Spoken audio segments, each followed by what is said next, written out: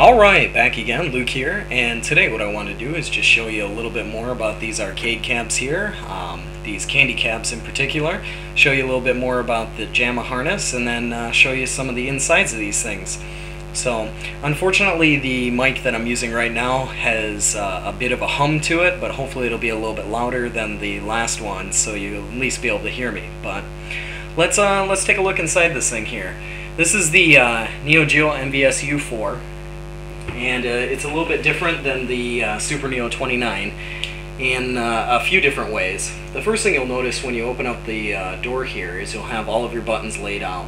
Now all of these buttons have different uses. The first one is the service button, which allows you to enter into the system, change around some of the settings, soft dip settings, things like that. Test button allows you to test it out. There is the degauss button, which if you turn on your arcade machine, and sometimes it has a little bit of a tint to the screen, it looks like there's some discoloration. Normally you just press the degauss button and it'll correct that. And there's a fuse here, as well as the power switch. Now, what makes this one a little bit different from some of the other arcade machines is that it's put all of these switches here up front, right in the door, really easily accessible. I don't know if you'll be able to see on the inside here or not, but the power supply is kind of way back there, and I don't think this is going to show up at all. But the power supply is back in here, and normally these buttons would be attached to the power supply, so you could just reach in and through the coin door you could adjust all of these different settings, and you could also adjust the power. But unfortunately this one, because of the way it's set up, the power supply is way back there and the buttons are up here. So a little bit different from the Super Neo 29, where, as you can see over here, the coin door, it's already open, but inside the coin door, if you reach inside, you can press the buttons and you can turn on the power and you can adjust the voltage all on the power supply, and it's really easily accessible.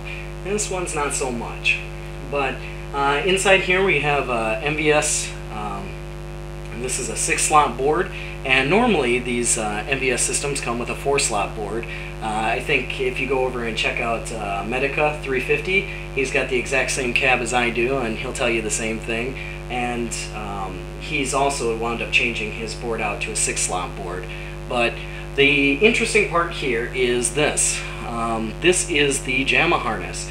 Now, we talked a little bit about the JAMMA harness in one of my last videos, and how JAMMA harnesses are pretty much a universal clip that can be used with almost all the arcade boards. There are some exceptions, I think, like maybe the Naomi cabs might be a little bit different, I'm not sure exactly. But with these clips here, generally, especially in the States, what I've noticed from other arcade machines that I've seen is they'll say on one side parts, and they'll say on the other side solder. Now the reason why they do that is because if you put this clip on the wrong way, you're almost guaranteed to fry your board. The power is located on the far right end on this. If you were to flip that around, then you're pushing power through parts where it shouldn't be.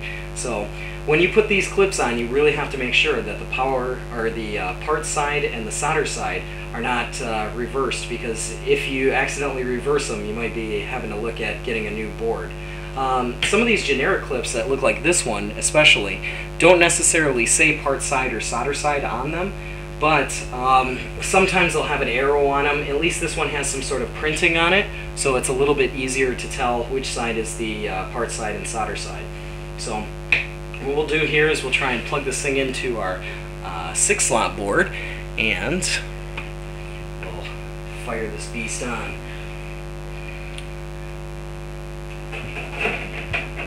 It's my own fault for putting the 6-slot board in there, but I really wanted it in there.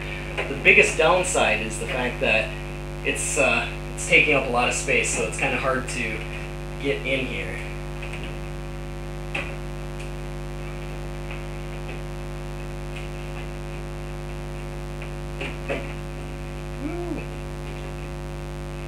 And especially when you can't see anything, that's just as bad.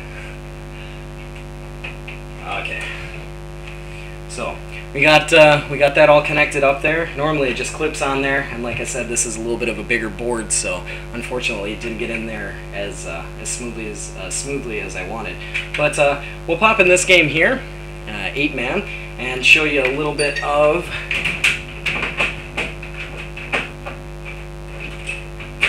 the rest of the cab when it's in action.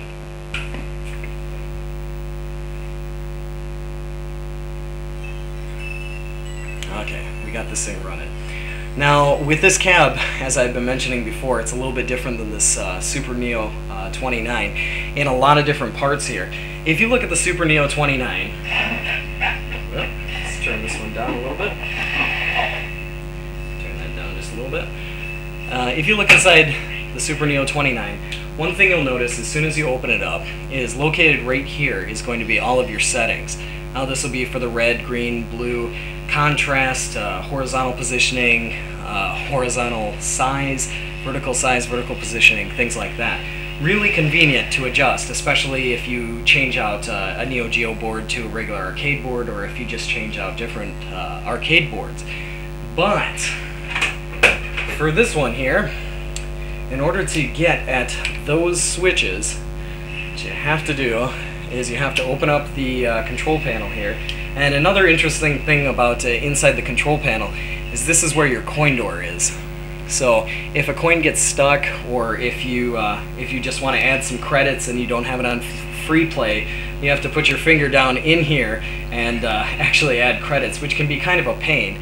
Whereas over here on the like I'd shown you before, on the Super Neo 29, all you have to do is just open up the coin door and you're all set. But it gets a little bit more challenging. I know this doesn't look that clean, but you also have to lift this door up here, kind of like a hood on a car. And located under the monitor, in between here, the monitor and the bracket, this is something that I doubt you'll be able to see at all, just because it's just so dark in there. But underneath the monitor here, maybe you can see that, this is where all of your switches are, or all of your adjustment pots. And as you can see written on the front here, you have your right gain, blue, vertical positioning, size, and everything else. But in order to get in there, you have to have a long screwdriver, and it's just a little bit of a pain. But this is some of the things that you have to look out for when you get one of these cabs here, is that some of the parts are located in different positions and different locations. Close this up here. Oh, I started it up. Oh. But let's shut this off here. Alright. And that clip, the JAMMA clip that we just saw a few seconds ago, we're going to remove that. And these things just press on, by the way, so you can easily just pull them off. And what I have here is, this is a regular arcade board. Now, without doing any adjustments at all, we're just going to plug this beast in here, and we'll pop the switch on and see how it goes. Sometimes there might be some adjustments needed, like I'd mentioned in the other video, by plugging in some of these arcade boards. Sometimes the vertical position's off or the horizontal position's off, and as well as the color scheme might be a little bit strange, so you might have to adjust that. But generally you can just clip it on and start it up.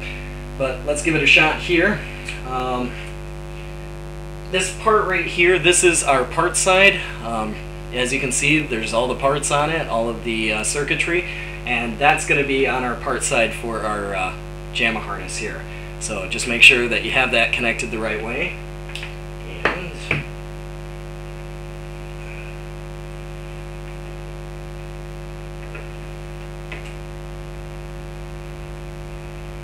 alright, so we got that all plugged in. Now the one difference that we're going to notice here is that on the other board, the volume control is actually located underneath here. It's really easy, and sometimes on the power supplies themselves the volume control is located. But because we're bypassing this, we're not using this board, we're going to have to use the volume control here, located on the board, which I had told you about a little bit earlier, in order to adjust our sound. But let's fire this one on here.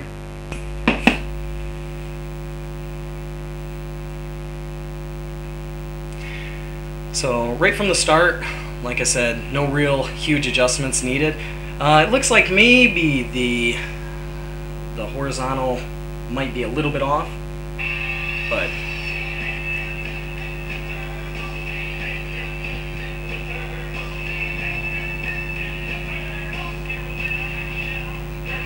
there we go. There's our Teenage Mutant Ninja Turtles. So it's just as simple as that. Just you need to be cautious when you go to plug them in. And in a lot of cases, they say that you should use static protection or some sort of like static wrist guard for these things. And yeah, to an extent, that's true. But just as long as you're not rubbing your feet on the floor and then touching the board, you should be okay. Just handle it with caution. But a little bit of some info as far as the arcade boards and the JAMMA harness, and that's all for me for right now. But like always, I'll put up another video here soon. So thanks for watching.